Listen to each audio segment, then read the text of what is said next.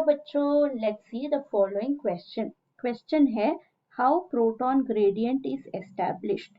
इस क्वेश्चन का की कॉन्सेप्ट है हमारा जो इलेक्ट्रॉन ट्रांसपोर्ट चेन है उसके बारे में। इलेक्ट्रॉन ट्रांसपोर्ट चेन में जब भी इलेक्ट्रॉन ट्रांसपोर्ट होगा from one enzyme complex to another, वो प्रोटॉन ग्रेडियंट बिल्डअप कर लेगा।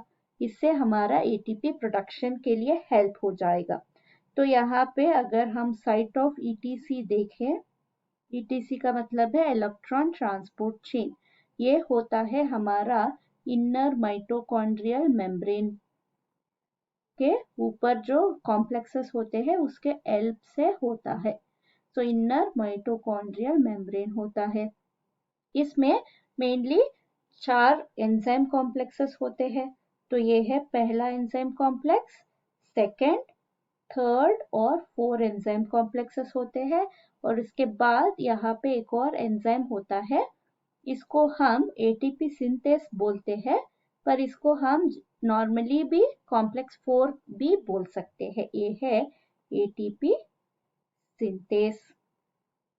तो एंजाइम कॉम्प्लेक्सेस है 1, 2, 3 और 4। ईच कॉम्प्लेक्स में हमारा फंक्शन अलग होता है। तो जो भी हमारा क्रेब्स साइकिल और ग्लाइकोलाइसिस सभी रिएक्शंस में हमें क्या मिला, हमें एनर्जी रिच मॉलिक्यूल्स मिल गए। वो है हमारा NADH और FADH2।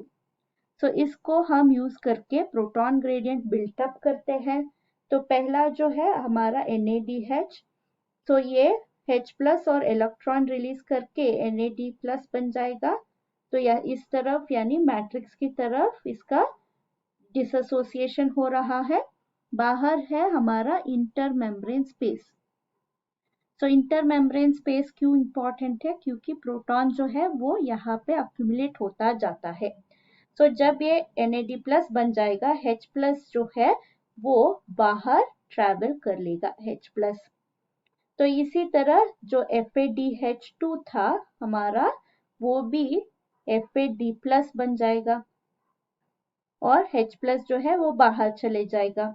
यहाँ पे एक और कॉन्सेप्ट है वो इलेक्ट्रॉन का। इलेक्ट्रॉन जो रिलीज हुआ वो ट्रांसपोर्ट करते हैं from one molecule to another. तो ये कॉम्प्लेक्स 1 गया, 2 गया, 3 है, लास्ट में हमारा 4th कॉम्प्लेक्स में आता है। यहाँ पे क्या होगा, हाफ ऑक्सीजन और 2 H प्लस की हेल्प से हमें प्रोड्यूस करेगा, हमारा सेल H2O प्रोड्यूस कर देगा।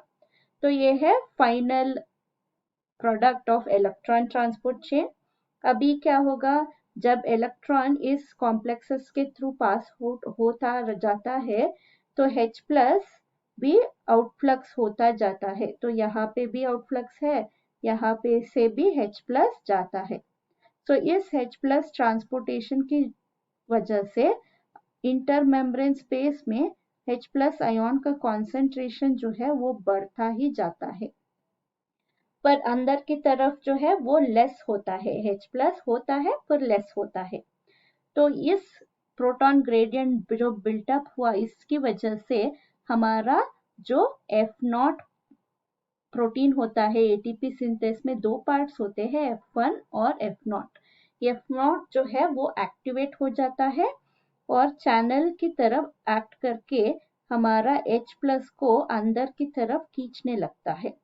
तो इसी वक्त हमारा F1 जो है वो भी एक्टिवेट हो जाएगा और इसकी वजह से हमें ATP मिल जाएगा। ADP जो है वो इसको लेके ये एनर्जी रिच ATP को प्रोड्यूस कर लेगा। तो ये था हमारा electron transport chain, proton gradient जो है वो बिल्टअप होने का process. Hope you have understood the concept. Thank you and all the best.